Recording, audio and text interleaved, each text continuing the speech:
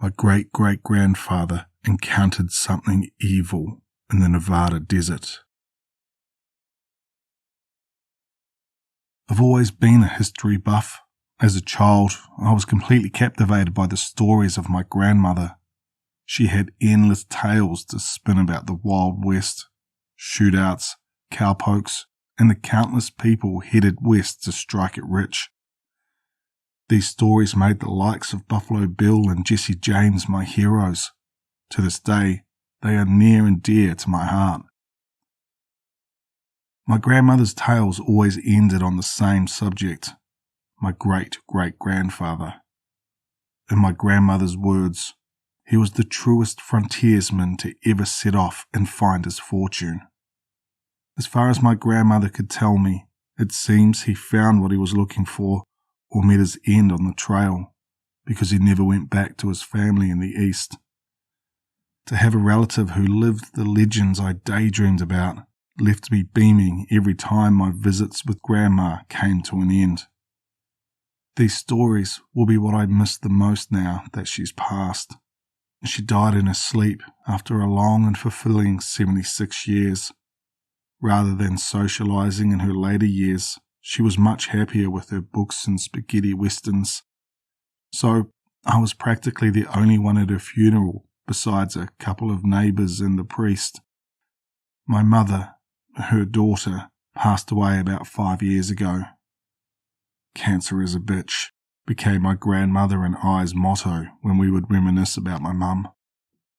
My grandmother's will turned out to be as blunt and straight to the chase as she was. Give the kids everything.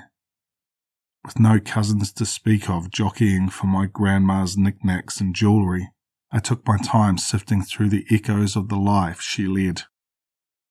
It wasn't long before I came across a hefty trunk tucked away in the back of a garage. Despite the thick cobwebs obscuring its form, I could tell it was old. Fell off a genuine 19th century stagecoach type of old.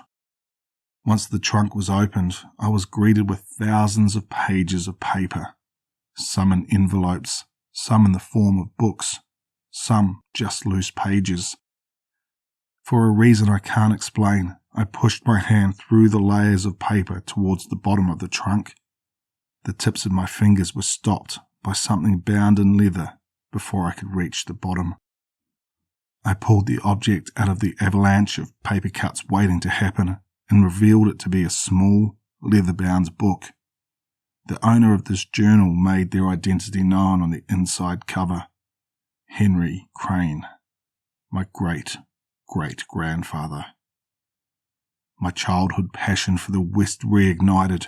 I practically haven't slept for the past 3 days and nights as I read through Henry Crane's journeys, working as a guide leading settlers to California during the twilight years of the gold rush.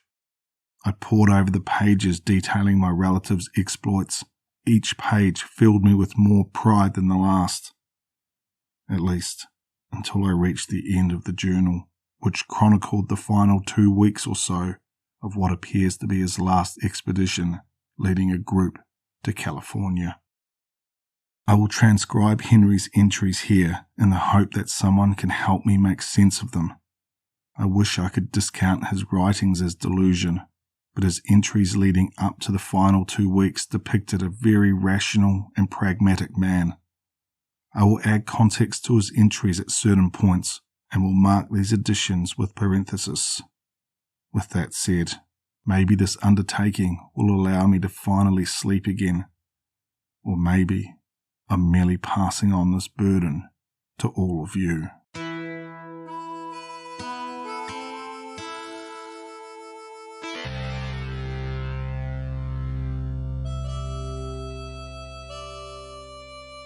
Tuesday, October 2nd, 1855. We've made good progress today. With good luck, I expect we'll be clear of the Utah territory in little more than a fortnight. This is just a best guess, but it appears Henry's group was in what is now northern Nevada.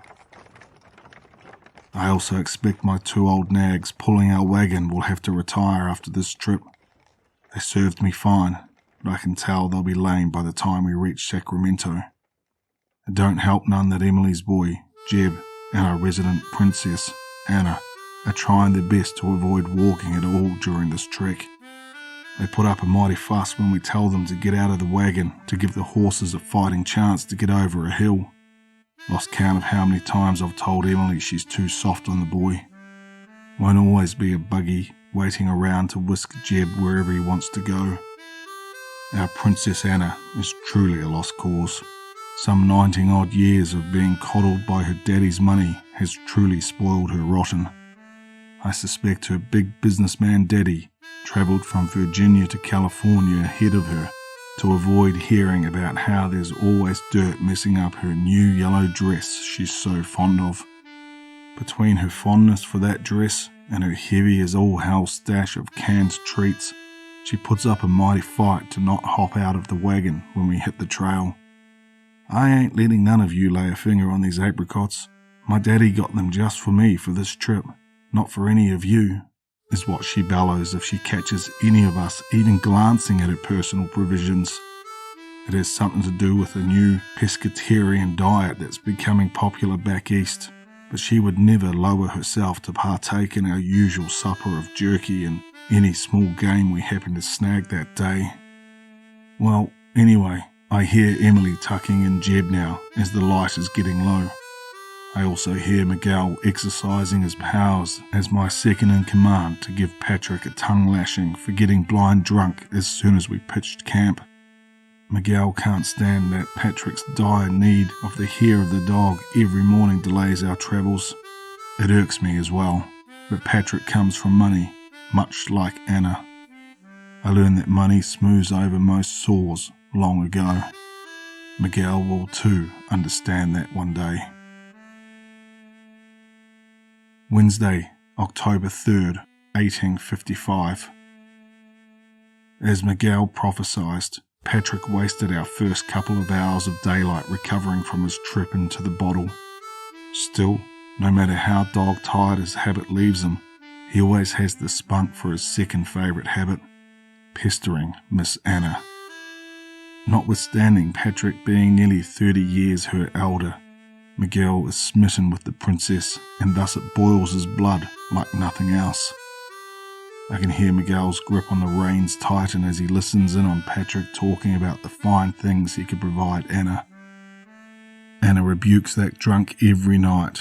I don't think even Patrick has a good measure of the mile-high expectations that a girl like Anna has, making it all the more sad that Miguel has taken to her so hopelessly. I see that pendejo try something with Anna, and he'll spend the rest of the trip being dragged by this wagon, is what Miguel said after hearing some more of Patrick's clumsy attempts at courting. I talked with Miguel tonight after we set up camp. I did my best to enlighten him about customers like Patrick. They have money, but won't talk about where it's from, or, for that matter, where they're from. Experience has taught me they're usually running from some dark deeds. It's best to keep our business with these types as transactional as can be. Drop them off and then hit the road again with as little fraternizing as possible. Still, I remember the feeling of young love burning a hole in my chest, so I fear my words are falling on deaf ears with Miguel. I can hear Emily leading Jeb in their nightly prayers now in their tent. Amazing that she still has the energy for that after spending the day wrangling the little devil lest he run off into the wild. Hearing those familiar words reminds me of my May back home, leading our little Delilah through their prayers. I better end this here. Tomorrow's another day, getting only farther away from home, but closer to a thicker billfold. Thursday, October 4th, 1855. Today started less than pleasant for all of us. Our collective slumber was broken by the most awful caterwauling one can envision. All of us burst out our tents to find the culprit was Miss Anna. It took a minute of calming her down as she paced around our burnt-out fire pit before we could get her to speak about what spooked her. My tent was all we got out of her. Miguel took the lead to investigate and soon returned to tell us about a tear in the wall of her tent.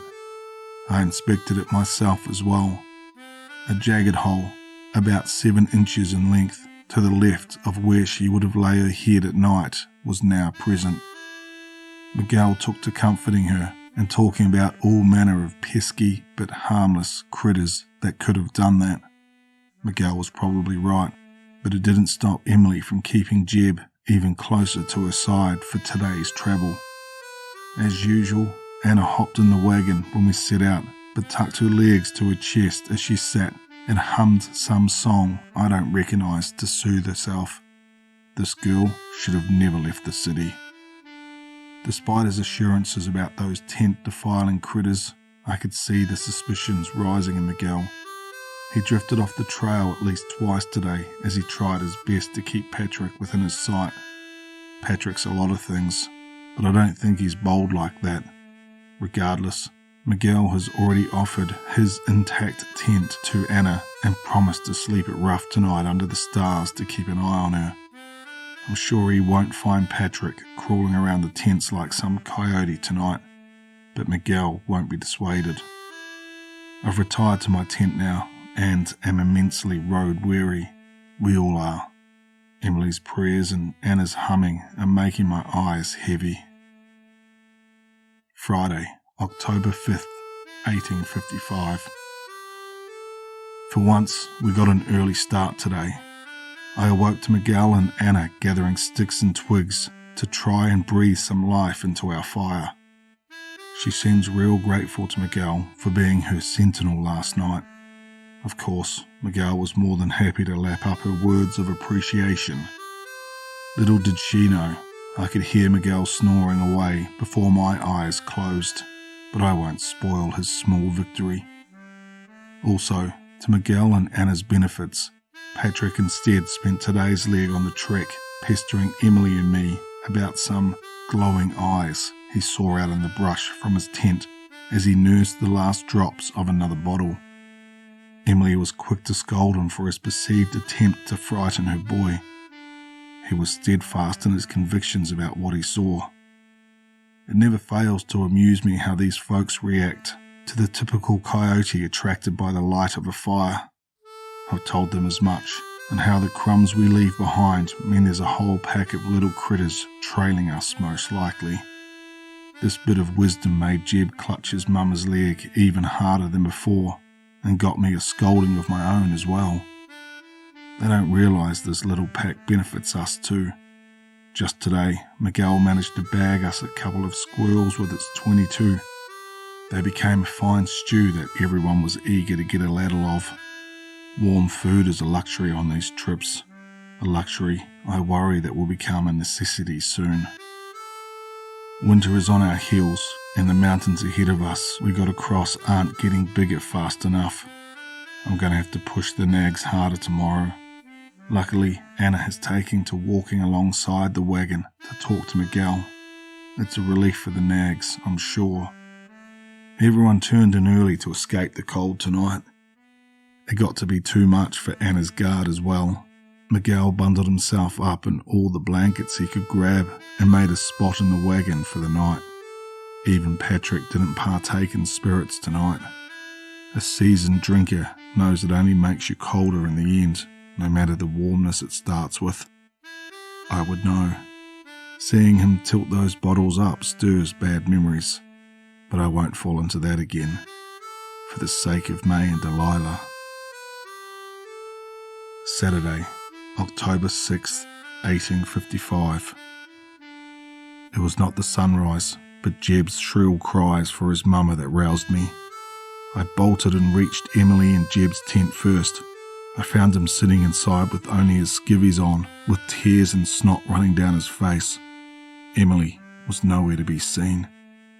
I asked the boy where she was, but his answers were gibberish, interrupted by sobbing. Anna crawled into the tent next, and I had her get the boy dressed and look after him. She didn't protest the responsibility and hummed that song to the boy as she got him clothed. I got Miguel informed about the developments and had him wake the still snoring Patrick to help in the search. As Patrick bickered with McGill about waking him up, I searched the perimeter of our camp for any signs as to where Emily had gone.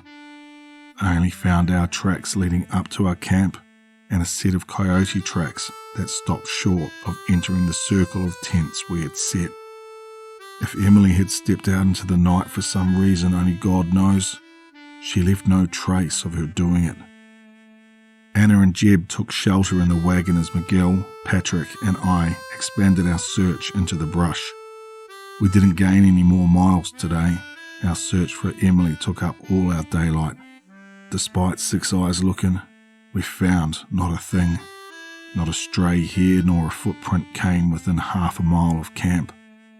The sun got low without us noticing, and we had to call the search off.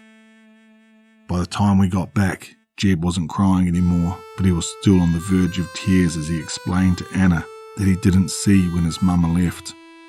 However, he swore he heard something walking around the camp last night. The tracks I saw told no such story, but still, Jeb was insistent. I ordered everyone to bed early that night and promised the boy I'd find his mama. Miguel took up a spot next to the fire with his .22 to take watch. I warned him we'd be up early to continue the search, and he said to pay him no mind. Miguel better have his wits about him when we take up the search again tomorrow. We've lost not only a boy's mama, but a customer as well. Sunday, October 7th, 1855. I can barely keep my eyes open as I'm writing this. My morning started at an ungodly hour. Felt like maybe 2 or 3 at night. The sound of something dragging its feet around and between our tents woke me up. I scrambled to poke my head out of my tent to see what had decided to enter our camp. Maybe an injured or sick Emily had made her way back to us. All I saw was an empty camp and a weakly smouldering fire. I wasn't getting any more sleep, of that I was sure. So I took to bringing the fire back to life and took watch. Maybe it was the fire playing tricks with my eyes or the sleep still clouding my mind, but I thought I saw something nearly a mile out in the brush. A pair of eyes glowing dim yellow. I think they were eyes at least, but I swear they didn't blink once while I stared at them till the sun appeared. With the sun aiding us again, the three of us took to scouring the dirt and weeds that surrounded our camp as far as the eye could see. Before I knew it, it was noon, and we had nothing to show for our efforts. I couldn't stomach the thought of coming back again without Emily, so I followed a hunch and walked towards where I'd seen the eyes that night. I made it about 1.5 miles out when I found something tucked away in a bush. A woman's shoe. Emily's shoe. That wasn't the only thing I found there. Strange tracks were snaking around the area. At first glance, they seemed to belong to a coyote, but they weren't right. The spacing of the tracks made it seem like a coyote decided to start walking on 2 legs. The hairs on the back of my neck stood up and I hightailed it back to camp. I came back to a ruckus at the camp. Patrick had given up the search and McGill had followed him back to dish out another tongue lashing about it. "She's gone, you idiot, and we can't waste any more time here. The passes are gonna freeze," Patrick bellowed in Miguel's face before he realised I had made it back to camp. I could see Jeb, scared and crying, peeking out of the wagon. I hate to admit it, but I had reached the same conclusion long before I had returned to camp. I pulled Miguel aside and told him to help me pack the tents and ready the horses. He started to protest, but the look on my face stopped him from making a fuss. We had to capitalise on the remaining hours of daylight. It broke my heart, but I couldn't let Jeb's screams for us to stop keep us from reaching the end of our trek. Jeb had cried himself to sleep by the time we reached our current camp. Miguel and I got busy with the tents, while Patrick got busy finding a bottle. Looks like Anna is going to spend the night in the wagon looking over Jeb. I can hear her soothing him with that song from my tent right now. Seems she has a motherly side. At least someone will get sleep tonight. I have a feeling that if I peek my head out, I'll find those yellow eyes somewhere out there in the night. Wednesday, October 10th, 1855. I haven't had time to write these last 2 nights. The winter chill is chasing us faster than I've ever seen in the years past. Our progress is growing slower too. The nags are feeling the weight of the wagon more and more. Their stops to catch their breath are growing longer after each hill we summit. It don't help that the wagon is still weighed down by Anna's stash of cans that don't seem to be shrinking at all. It's Jeb that the last 2 days have taken the greatest toll on. He don't cry for his mama anymore. He don't do much of anything anymore. He just clings to Anna's side as she strokes his hair. At least she can get him to hop out of the wagon and walk with her when we're crossing through mud and rocks and need to shed weight. McGill and Patrick are at each other's throat more than ever. Somehow, Patrick still has the energy to pester Anna despite all these miles and bottles drained behind us. We're not going to make it anyway, so what's the matter if I tie a few on? Has become Patrick's new creed. I hate to admit it, but every day he's sounding more right. Those mountains aren't getting closer fast enough. Moreover, these last 2 nights I've woken to some noise of an unknown origin and peeked out of the tent to see yellow eyes lingering in the distance. Thursday, October 11th, 1855. I awoke to the sound of expletives being hurled by McGill and Patrick at each other. I pulled my pants on as quick as I could and saw those two standing practically nose to nose with each other as they hurled abuse at each other. McGill gave me the news when he noticed I had started toward them to break up their spat. My heart dropped as soon as the words left his lips. Anna's gone. I knew with all the rage building in those two that they hadn't checked on the other member of our group. I found Jeb still in the wagon. He sat on a pile of blankets staring toward the ground, looking white as a sheet. The boy wouldn't even acknowledge that I was there. Wasn't even crying. Just sat there mumbling that he heard his mama's voice last night. I turned my attention back to the 2 men who now looked more like rabid dogs ready to tear each other's throats out. I pushed them apart and told them to get their wits about them and that we wouldn't have a chance of finding Anna like this.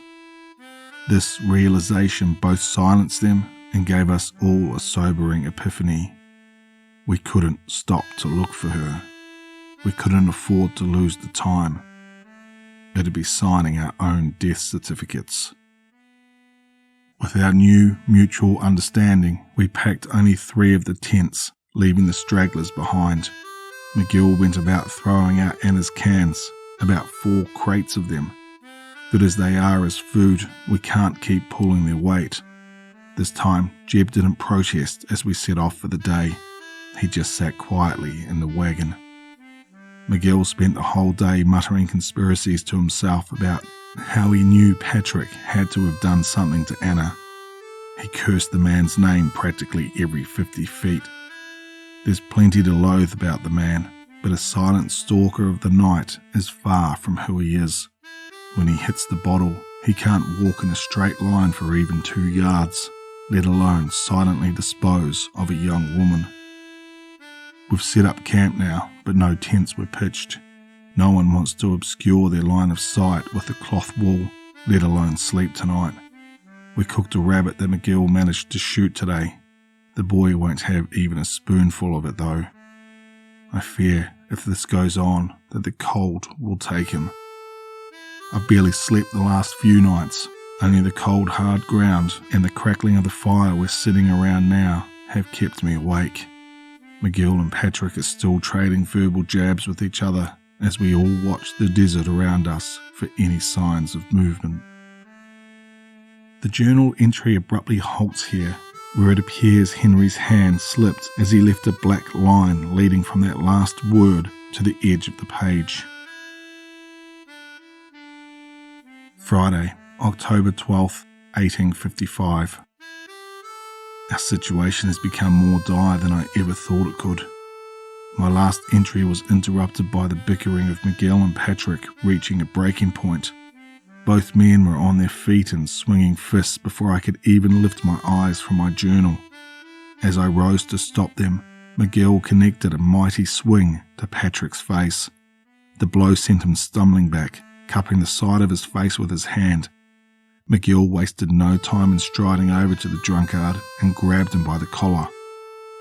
At this moment, Patrick proved himself faster than any of us thought he was. In one fluid motion, he retrieved a revolver from his jacket, placed it against the centre of Miguel's chest, and fired a single shot. Miguel stood there stunned, still holding on to Patrick's collar, looking back and forth between the hole in his chest and Patrick's smug, smiling face. In his last moment, Miguel proved himself even faster still.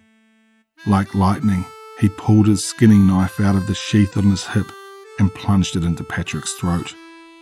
Miguel collapsed onto the dirt, leaving the knife lodged in Patrick. With a look of sheer bewilderment, Patrick turned and walked away from camp, leaving a thick trail of blood in the dirt behind him. He didn't make it more than 20 feet before falling on his face and moving no more. In a matter of seconds, it was all over. I glanced into the wagon and Jeb hadn't even bothered to look up to see what had transpired. It took a long while for me to decide what I was to do. Finally, I knew I had to start with getting the bodies away from camp. Burials were a luxury we couldn't afford. I exhausted myself dragging him about 100 feet from the camp. The job wasn't done, however. I said a silent prayer for Miguel before I grabbed him by his boots to bring him to where I left Patrick. When I finally reached the spot, the cold air was burning my lungs as I took in ragged breaths. It was a moment before my eyes, straining in the dark, realized what was wrong. Patrick's body was gone. The drag marks and the blood were present, but no corpse to be seen. I sprinted back into the flickering light at the camp. Though I heard nothing behind me as I ran, I felt as though the devil was on my heels. In a blur, I gathered rations for a couple of days, unbuckled the strongest looking of the two nags, grabbed a bedroll, found Miguel's .22, and finally pulled Jeb out of the wagon. With moonlight as our guide, Jeb and I rode away from the camp into the night. We had made it maybe a mile when a sound pierced the night, a sound that I had no idea an animal could make, the most horrific, painful squeal that a living creature could utter. It had come from our camp. I knew immediately it was the nag I had to leave behind. We've rode now through the night and the entire day. It's become dark again and my instincts are yelling at me to keep on the move. However, neither me nor the horse can go any further. My eyes have never felt heavier. The horse is lying down now, and I already know I won't be able to get her up again. Jeb is tucked into the bedroll on the other side of the fire I've made for us. He still hasn't said a single word or accepted the food I offered. Maybe he already knew long before I did that this was all in vain. Like this journal. Writing in it is the only thing keeping me awake right now. I know if I let my mind wander, sleep will take. The journal entry stops abruptly here again. Saturday, October 23rd, 1855. This will be my last entry in this journal. If this makes it back to you, May, know that I made it to California. However, I'm sending this as a warning to never try and meet me here. It is also an explanation as to why I can't come back to you and Delilah. I will never go into that damn wilderness again. I don't expect you to believe me, but still, I will chronicle what I saw that night to try and help you understand why I can't come back. I had lost the fight and fallen asleep while sitting there. I woke to something pushing me to the ground so hard my head bounced off the dirt. My vision swam and I began to vomit what little food I had in me. When I finally caught my breath, I looked around the campfire with growing desperation. Jeb was no longer in the bedroll. I scrambled over to where I had left the rifle on the ground, nearly falling from the dizzy spell that had overcome me. With rifle in hand, I tore off into the desert, yelling for Jeb. I received no response. Only the quiet winter wind shook the bushes. I circled our camp, not daring to go more than 100 feet from it lest I lose sight of it. I got control of my breath and stopped to listen for movement. After what felt like ages, I finally heard it.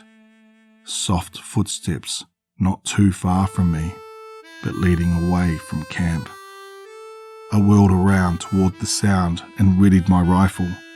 It was Jeb and another figure. He held the hand of what appeared from the back to be a young girl wearing a dirty yellow dress as she led him into the desert. They walked as if they were taking a stroll in the park. I aimed the rifle at her, but her figure bobbed around my sights as my head continued to spin. With all the air left in my lungs, I bellowed out Jeb's name. This stopped the pair.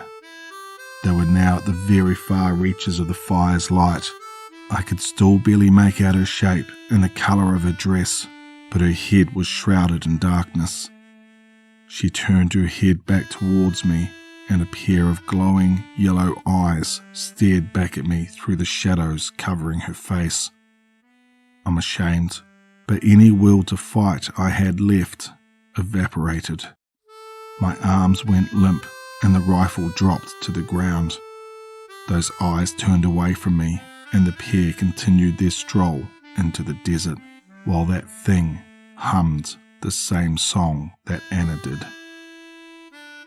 I returned to the fire and collapsed and sobbed and fell asleep. There is not much to say about the final days it took to make it to California.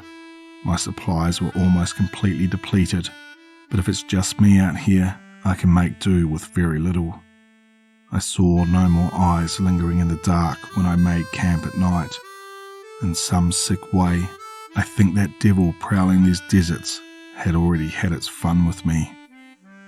As I said before, I'll be sending this journal to you as an explanation as to why I haven't come back, and as an apology. I know that monster won't let me get away with my life twice. Tell Delilah I love her more than anything, but please don't show her this journal. Tell her I fell ill and passed, or that I was killed by robbers. Anything that will keep her from wanting to come find me. I love you, May. Goodbye, my one and only. Always yours, Henry.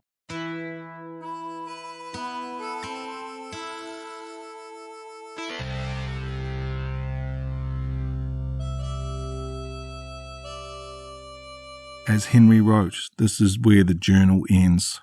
I still can't reconcile the man who wrote the beginning of this journal and the one who wrote these last few entries. He seemed completely sane, yet also wrote what I've shared with you all here.